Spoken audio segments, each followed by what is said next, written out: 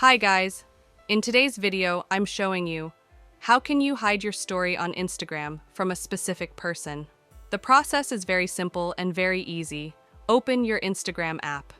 After it opened, tap on your profile icon, which is at the bottom right, and then tap on these three lines, which are at the top, right, and tap on the first option, Settings and Privacy. Scroll down, and you will see the option Hide Story and Live From. Tap on this one. So here is the option Hide Story and Live From. Tap on this one. And here, search for that specific person from which you want to hide your story and live info. For an example, I am searching for.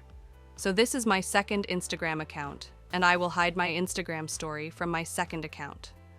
So select your person. After selecting, go back from here.